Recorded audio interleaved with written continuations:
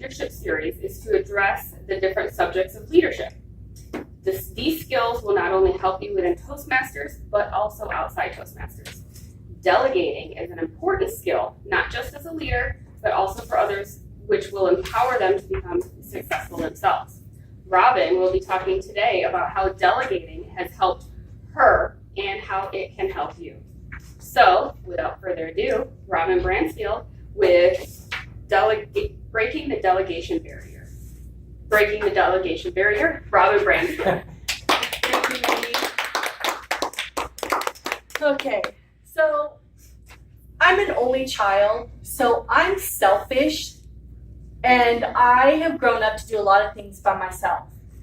This also affects me in my job, because pretty much if there's things that need to get done, I'm the type of person that just give it to me and I'll do it.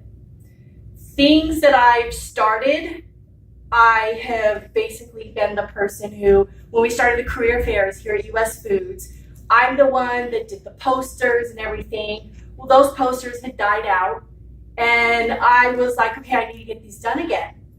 But it was hard because it was like, oh, a supervisor goes, well, why don't you get the help of this person, this person, this person? So I'm standing there going, oh, but I want to do it by myself, you know. But I took that suggestion and I put it to use. And through the process of being a better leader, I'm becoming a better delegator on things, because this way it allows me to get input from others. So today I'm going to talk to you about becoming a better delegator. Delegation, what does that mean? Delegation is the process of transferring the responsibility for a specific activity or task from one person to another and empowering that individual to accomplish a specific goal. So not only are you taking that and you're just basically giving somebody else the empowerment to improve on themselves. The barriers, some of these do apply to me. Lack of confidence. Not necessarily for myself, but can somebody else do the job? That's what that's the lack of confidence. Control. Yes, that's me. I'm taking control. You don't want to do that. You want to be able to give that control to somebody else.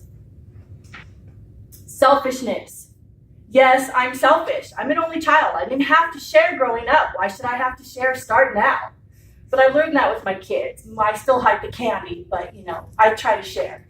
Insecurity. You hate letting things go. It's just a security issue. You just hate letting things go. And also reluctance. You're reluctant to pass it on because you don't know what's going to happen if you do. Is you passing that delegation on going to fail, or is it going to succeed? So here are the 5 steps of delegation. Prioritize what job needs to be done. What can you delegate to pass that job on to help get that job succeeded? Match needs of availability and ability. Knowledge, motivated, able. Are the people that you're sending this off to knowledgeable about what you're giving them? What job is this? Give them the information that they need in order for them to take over the job. Motivate them. Let them know that they can do this. You have confidence in them to get this specific job done. And able them to do that. Let them, give them time to do whatever it is that needs to be done. Give them a time frame, okay? Is this a specific project that you have at work? Is this something that, okay, I'm going to give them a week and then it may be a harder task. So maybe you might give them 2 weeks to complete something. It's better to give them the time frame of longer than it is shorter, because at least then you know that they can get it done. Assign responsibility. What is the job? After you prioritize that job, now it allows you to assign certain tasks to people. Describe the task and the expectations. here's the job, here's the project I need you to do. These are the things that I need you to work on, and show them how to do that. Identify training needs. If they don't know how to do something, then explain it to them. Or say, okay, here's more information for you. Or come to me and I can help you go over that if you do have any questions. Identify resources. Those resources, let's say for us in the PIM department, is Google, vendor websites, things like that, our policy and procedures. What resources can you give them outside of the specific job criteria? Empower grant authority. Let them know that they have the power to do their job. If you give them that, then that allows them to succeed. If you keep not micromanaging that job, they're not going to be able to succeed, because they're going to be like, well, why this, why this, why this? Establish accountability. Once you find out how long it's going to take them to do something, give them the accountability of, okay, well, why did they not get it done? Find out why. This allows you to understand how to improve their succession as well. Benefits of delegation. More involved and empowered workforce. The more people you get involved, the more you're going to be able to succeed. We have a spirit committee in our department that started off with just a few people. Now people are coming on, we have new members, people do it for a little while, then we get somebody new that comes in. It allows us to get more of their thought on how to get our department to succeed and motivated to do things, how to communicate, how to team up, things like that. Increase productivity and quality. This will also help them, because the more that you give them, that'll give them a chance to basically, okay, if I'm doing the same thing all day long, I don't know how else I can incorporate other jobs into my daily work. So by delegating, it allows them to go through, and maybe their productivity will get higher or lower, who knows, but you're not going to know unless you delegate that to them. Reduce costs. Not understanding what that one means, but sure, it'll reduce costs. More innovation. By delegating and having more people get involved, this allows you to find out what their thought is on things. Maybe they have a better suggestion. Maybe it's just a different suggestion. Doesn't mean that their insights are right or wrong. It just means that you're getting more input and more suggestions to be able to make things more successful. Greater commitment from the team. When you do this, when you delegate, this allows other people to know, oh, okay, oh, the spirit committee, oh, well, she's doing it. Well, then maybe I can do it too. Find out. You don't know. So if you want to know more, ask about it. Then that allows that person to delegate to you. Empower your team.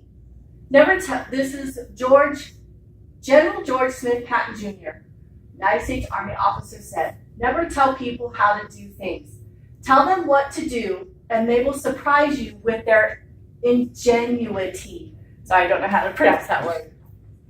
So for me, I've learned through being in Toastmasters to delegate. There's a lot of things that I've done for myself within the department that I'm learning to, you know what, if I get help or just delegate somebody to do this, I'm making them become more successful. Recently, I was an officer in Spice It Up Toastmasters at Sergeant at Arms. I didn't realize until towards the end of my term that I could have had that little subcommittee, spirit committee, or I forgot what it was called. That would have allowed other people to come in, learn about my job as an officer, and allow them to succeed to where they might be able to want to become an officer themselves. I think it's good within Spice It Up Toastmasters as a past officer for any current officers to delegate your job, because not only will it help you learn to release that barrier of being selfish or in control, but it will also help others succeed, because it will allow them to take that next step up and become a better leader themselves. Maybe you had a plan. Our last speech was about goals. Maybe your goal was to be an officer for a year, but unfortunately you could only do it for one term, a half a year. But being able to delegate your job will allow you to have somebody else succeed in that next role behind you. That means you've done your job. So know that delegation isn't a bad thing. It is a good thing. Yeah, we could be selfish. I want to make sure things get done right. But allow that other person to succeed. It will help both you and them in the long run. Thank you.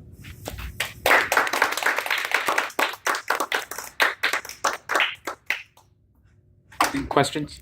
Do you guys have any questions? Oh, come on, somebody's got to have a question.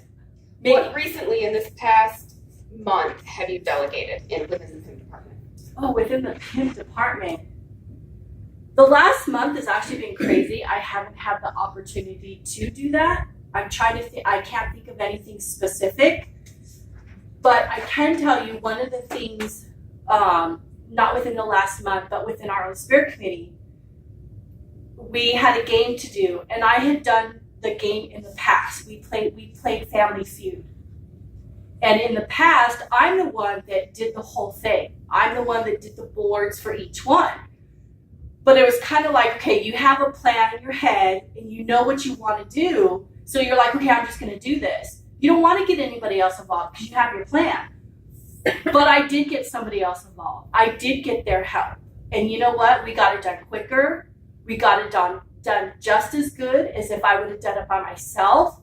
And she had more insight on what we had to do as well. And we had a great we have our monthly celebrations, and the game was a success. We did it differently than we did the time before that, and that's what was great about me being able to delegate the game that we were playing. So do you think that you had mentioned the reduced cost, how you don't know how that comes into play, but that would be a great example. That is a good point. So basically the reduced cost in that is that if I would have done it by myself, it would have taken me away from my desk longer than us getting together and doing it and not taking as much time to get it done. So good point. Thank you. Anybody else have questions? Lauren.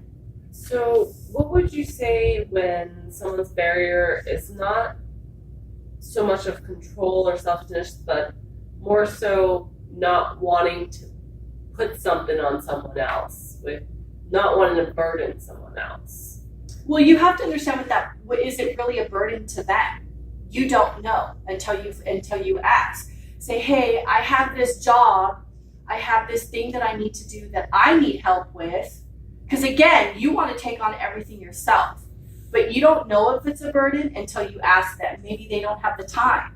Maybe they don't understand what the job is that you need them to do. That's why you have to give them knowledge of what they need to do, give them the resources to succeed at that delegation. I would tack on to that, if they do it for you, show appreciation. Yeah.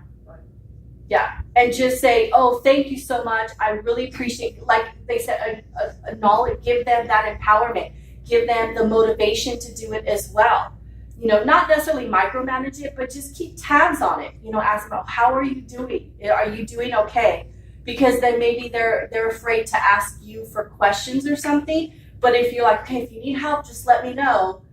And then if they don't succeed, then you know, okay, it didn't work out for that person, but maybe somebody else might be able to help you. But you're not going to know unless you ask. You have to be able to take that step forward to ask them, to say, I have this. But you have to also remember to give them as much information as you can about that, not just say, here, do this. Give them the tools that they need to succeed in that. Anybody else?